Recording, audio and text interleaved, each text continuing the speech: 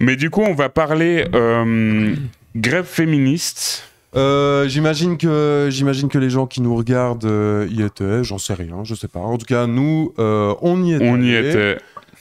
C'était grave stylé, il y avait du monde. On était dans le cortège. Alors, moi, Comment l'as-tu vécu, cette grève? alors une fois de plus, je l'ai vécu dans le sens où, bizarrement, d'habitude, je suis un peu plus dans le truc. Hein. C'est-à-dire que vous, tous mes potes étaient un peu là, genre, Céline, est-ce que tu es vivant? Et j'étais là, genre, oui, non, mais c'est bien le... Mais moi, ça me plaisait bien. Faut que tu sois plus souvent comme ça. Parce que, genre, t'étais plus... comment on dit? Pas immuable, t'étais plus maniable. Ah oui, non, mais là, c'était Céline vient, ok. d'un côté, Alors que normalement, c'est Céline vient, non, je vais par là. J'ai une mission. Non, mais j'étais foutu. Là, il avait pas de mission, il était foutu. juste... Et je me souviens que quand il descendait, là, quand ça se baissait, j'étais vraiment là, genre, oh putain. Oh, Oui. ouais, super et tout. Non, mais en vrai, trop bien. Puis à chaque fois, une énergie de zinzin. Et puis, Ouais, l'énergie. Et puis moi, je sais pas si à chaque fois, c'est parce que vu que on ne vit jamais ces événements et que quand on les vit, on est là. Celui-là, il était encore mieux, ou il était encore plus... Moi, c'est surtout avec plus radical. Là, j'ai l'impression que ça tortillait pas du fion. Ça tortillait pas du fion. Premier slogan, la grève féministe est anticapitaliste. Bon, voilà, c'est fini, Ouais, tu vois. et discours sur les liens entre la lutte féministe et la lutte décoloniale, notamment pour la Palestine. Bon, c'est bon. C'est clair. Les communiqués avant de grève féministe vaut sur Instagram, pareil. Genre en mode, si défendre toutes les oppressions, qu'elles soient liées au genre ou pas, toutes les oppressions qu'il y a envers les femmes et toutes les femmes, si ça c'est être de gauche, eh bah ok, on est de gauche, mais nous on s'en fout en fait. En réponse en fait à plein d'attaques de femmes blanches bourgeoises. Trop Ou stylées. d'hommes blancs aussi.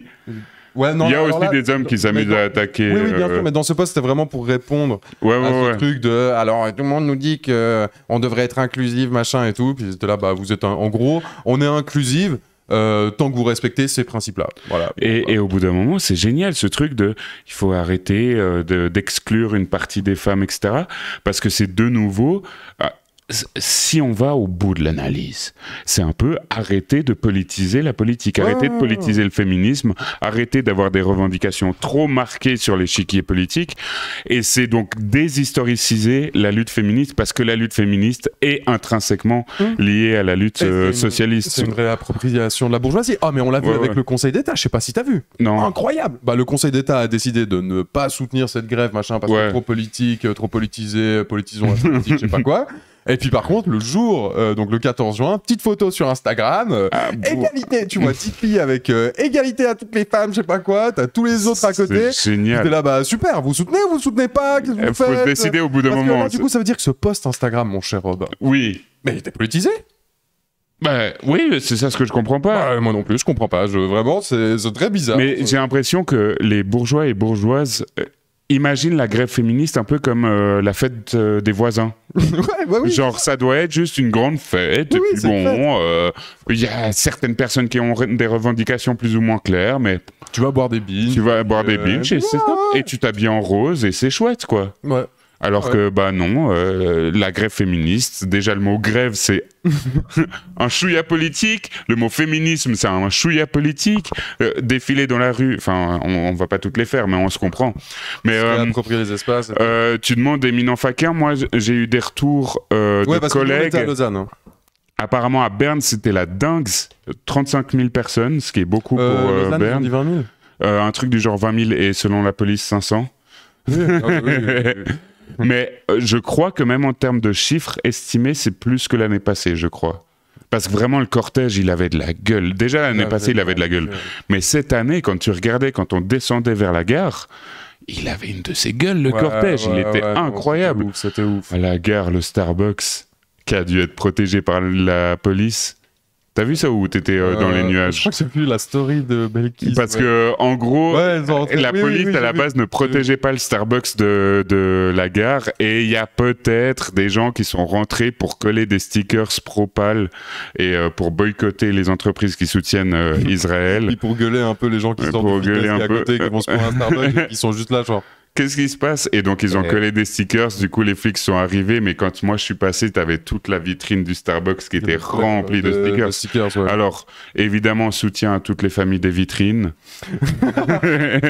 Non, plus sérieusement, je pense que lundi matin, ça fait un peu chier à l'employé qui allait devoir décoller tout ça. Ah oui, mais après, c'était de la lutte politique.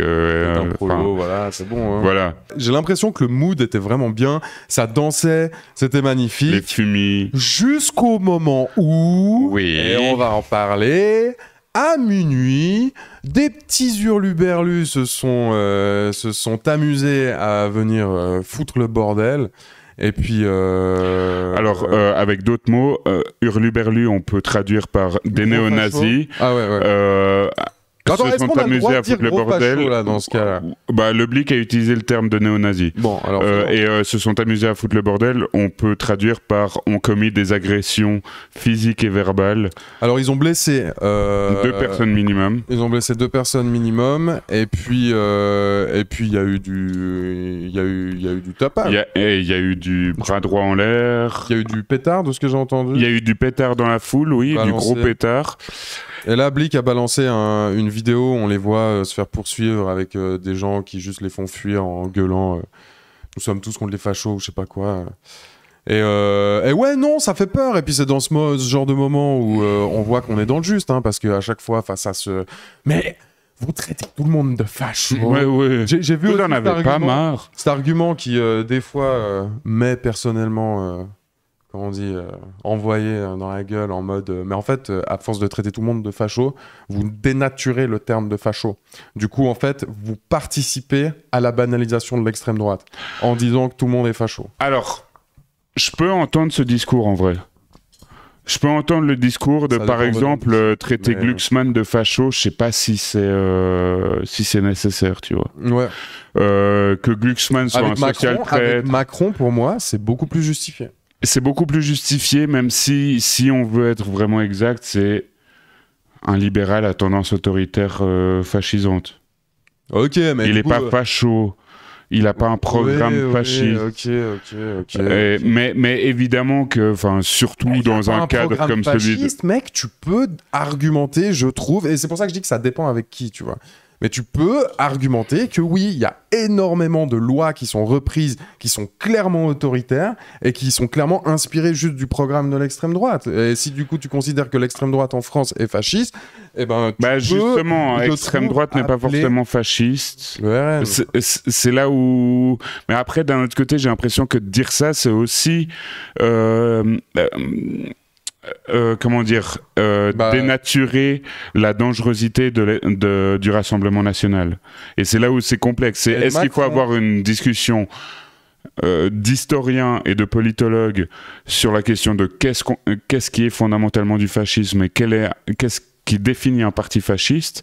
À ce moment-là, par exemple, Reconquête de Zemmour est clairement plus dans la définition du fascisme, ou est-ce qu'on doit avoir une discussion plutôt de propagandistes et de militants de gauche, et à ce moment-là, oui, Marine Le Pen, c'est une facho. Mais tout en sachant que si tu prends les définitions des historiens, etc., c'est beaucoup plus complexe que ça à définir. En vrai, le mot facho est censé ratisser plus large que le fascisme stricto sensu. Je suis en partie d'accord. Mais Macron, moi, je dirais qu'il peut mener des politiques fascisantes. Est-ce que c'est un facho? Oui, mais du coup... Darmanin, c'est un facho. Facho, tu vois. Oui, dans une discussion. Et là, c'est une discussion de PMU de toute façon. Disons facho. Mais en tout cas, là, quand tu mets le bras droit en l'air, c'est difficile de dire sont-ils fachos ou pas. C'est des néo-nazis, c'est affiché en tant que tel. On ne sait pas qui sont ces gens. Ouais, après, Blick a une vidéo qui a été floutée, où au bout d'un moment, on voit vraiment la gueule du gars. Voici la vidéo. Je pense que la police a la version non floutée, quoi. Ouais, mais je crois qu'ils sont cagoulés, hein. Non, regarde, il y en a un là devant. Ah, c'est pas cette vidéo. Là, tu vois. Là, il est face, là. Ouais. Un bon crâne rasé, hein. Bon, ça va, hein.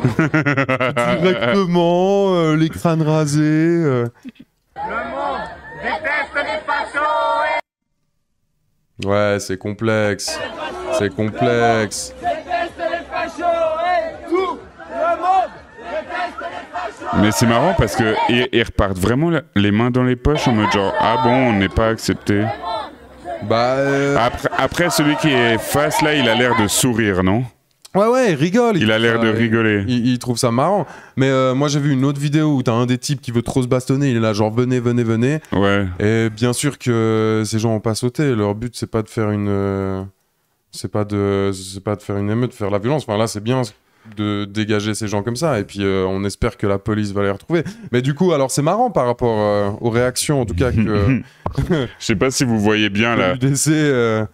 Que des personnes attachés par un moyen ou un autre, affiliés d'un moyen ou un autre à l'UDC ont réagi.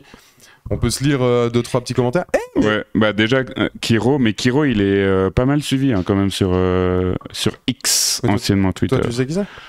C'est un gars de la jeunesse socialiste vaudoise, je crois. Okay. Bah, il nous suit sur Instagram, il nous écoute tout. Hein. Donc il disait la violence d'extrême droite dont on nous parlait qui n'était pas physique. Pourtant les services de renseignement suisses avaient prévenu que les actes de violence physique pouvaient arriver de l'extrême droite et qu'il fallait être attentif et vigilant. Donc on en avait discuté. Coucou. Bah bienvenue sur la chaîne du coup. Bienvenue sur la chaîne. On parle de politique suisse et là spécialement des violences qui ont eu lieu pendant la grève féministe à Lausanne. Donc Kiro qui rappelle que effectivement on en avait parlé quand il y a eu un peu cette polémique sur la violence, que oui les services de renseignement disent qu'il y a un risque de violence de la part de l'extrême gauche, mais que cette violence elle se traduit la plupart du temps contre des bancs et des vitrines et que de l'autre des bancs. Non, je dis bon un peu pour ridiculiser Enfin, tu vois. C'est un truc spécial pour pas qu'on soit accusé et tout. Ouais. Faut tout m'expliquer. Hein, non, que c'est la violence d'extrême gauche, c'est plus souvent une violence matérielle sur voilà. Et que la violence d'extrême droite est en Suisse légèrement plus rare que celle d'extrême gauche, sauf que la petite différence, c'est que la violence d'extrême droite, quand elle s'exprime en Suisse, c'est contre des personnes. C'est contre des individus et c'est de la violence physique. Et là, notre petit Ruben, notre Ruben national, donc ce faf d'Yverdon qui est allé s'exiler à la Réunion. En pleine plongée là. Aucune image de l'agression dans une telle manifestation. Comment y croire? Donc là, on vient de voir que maintenant, oui, il y a des images.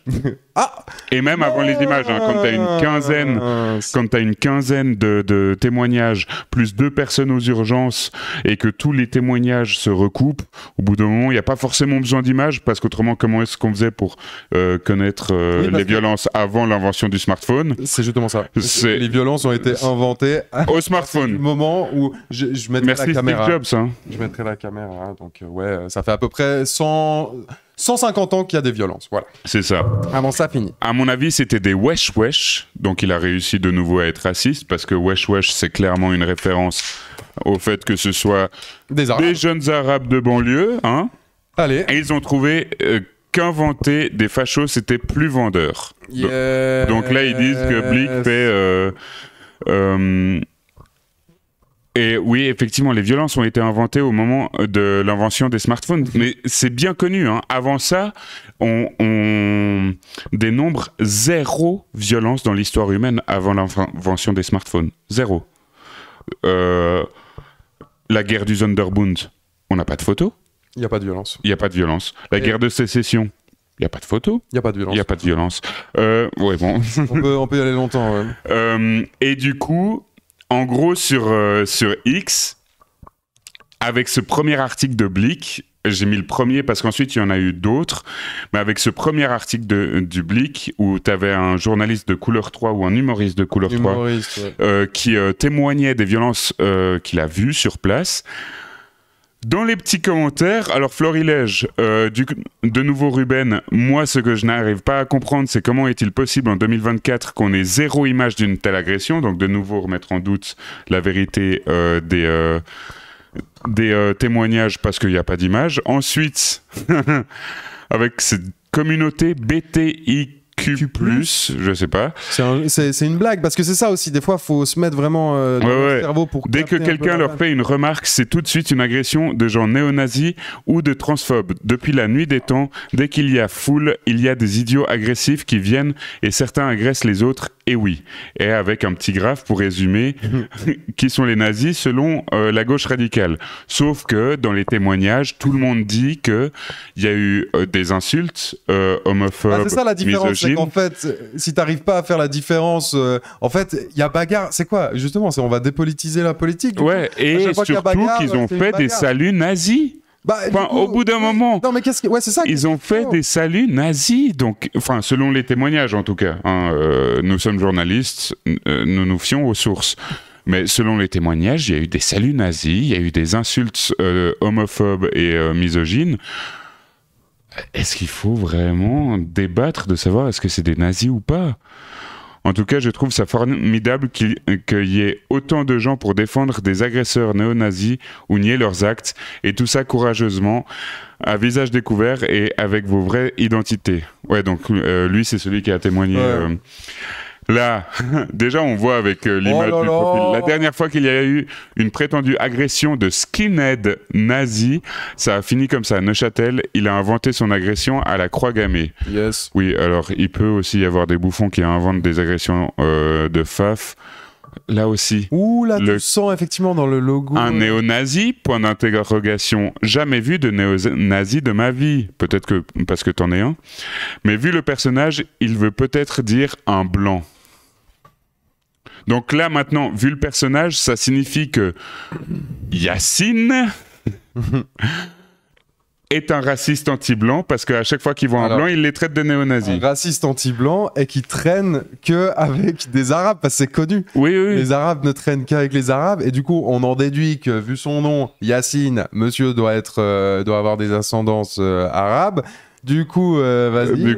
Et c'est connu. Apparemment, il travaille à Couleur 3. À Couleur 3, il n'y a que des Arabes. Ah oui, il n'y a pas que des de blancs. Et des Arabes. Mais aussi un truc que je comprends pas, c'est que finalement, soyez cohérents une fois de plus entre vous. Quelle est votre analyse? Concertez-vous un peu, on comprend pas. D'abord, c'est des wesh-wesh. Et ensuite, c'est un blanc. Enfin, c'est qui du coup? On comprend pas. Est-ce que ce serait des Arabes blancs? Oui, Yann Marguet, Yann Marguet arabe, il fait le ramadan, hein, Yann Marguet, je crois. Oui. Voici Une petite échauffourée, comme on s'en fout. 4e article sur ce non-événement. Oh putain! Donc une agression planifiée et organisée, parce qu'on peut quand même...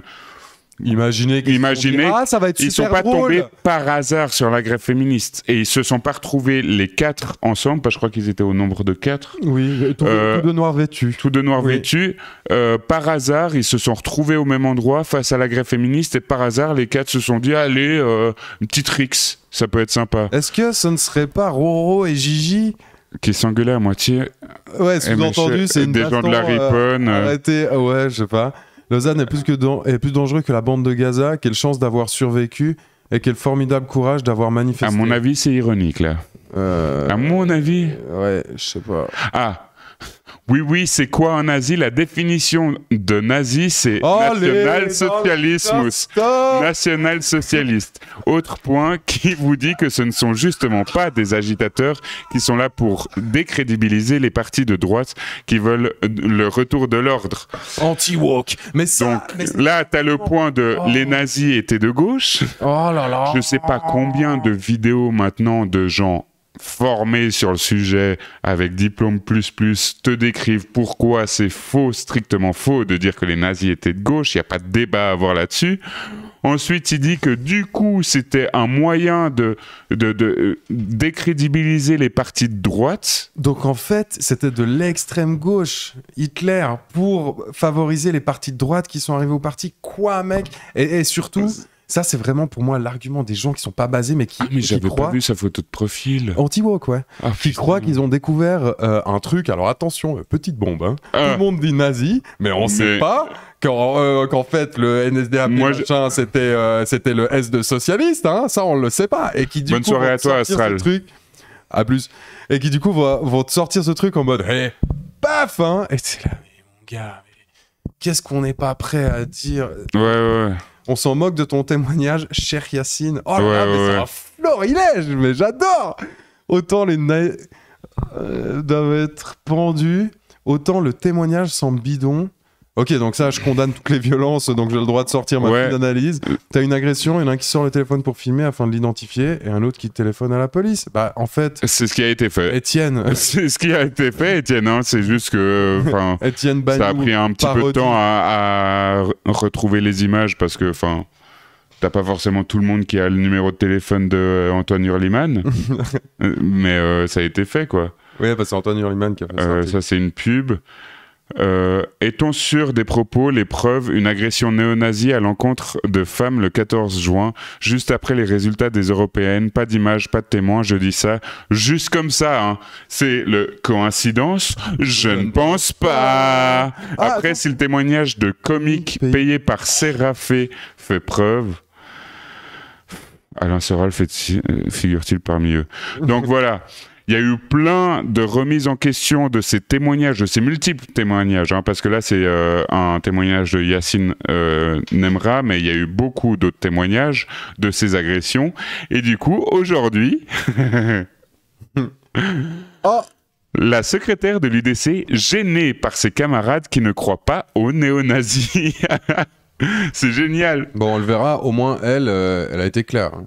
Elle a condamné. Hein. Elle a condamné. Elle a vraiment condamné, elle. Hein. Après les affrontements qui ont suivi la grève féministe à Lausanne, des figures de l'Union démocratique du centre, ça vraiment, mais ça devrait être interdit, vaudoises, ont remis en cause les témoignages qui désignaient des néo-nazis.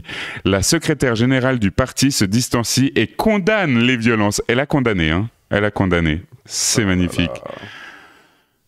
Et je sais pas si vous voulez faire tout le truc, mais en gros, là, il rappelle les faits. Voilà, puis, ouais, c'est notamment à cause de Ruben qui remettait en question les violences.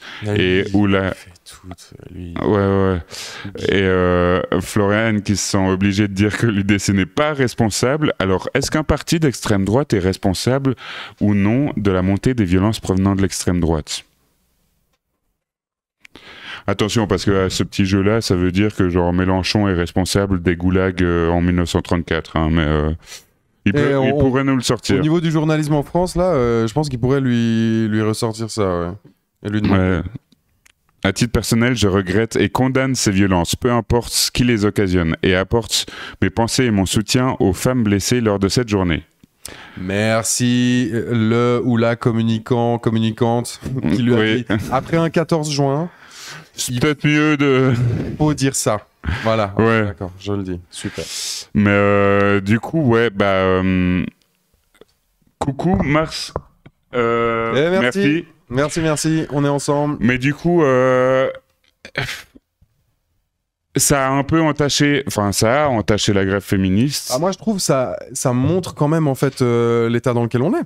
Parce qu'alors, purée, vous qui parliez avant de cette vidéo Tataki, alors n'allez pas dans les commentaires, hein, quoique, parce qu'en vrai, Tataki et la RTS, ils ont des modérateurs de zinzin, et du coup, il n'y a pas d'insultes et tout, mais par contre, le nombre de gens, le commentaire, genre en mode, sur la vidéo où j'apparais pour la première fois, genre vraiment... Donc la première vidéo qu'ils ont lâchée, excusez-moi, mais quand on parle d'oppression, on parle de quelles oppressions? Enfin, faut juste faire comprendre. Il y a ça qui revenait, mais tout le temps en boucle.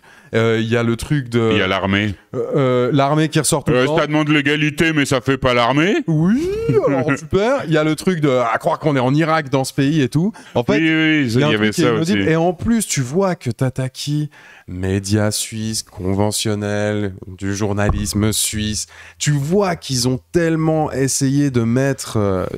bien vu. Tu vois qu'ils ont tellement essayé de mettre des témoignages de gens qui sont pas clivants. Ouais. Témoignages de... C'est pas contre les hommes, hein. Ça, c'est vraiment pas une manifestation contre les hommes, hein. Vraiment pas. T'avais beaucoup de... C'est pour qu'on soit tous ensemble mieux. Enfin, vraiment, il y a un truc un peu genre hyper épuré. Et même ça, en fait...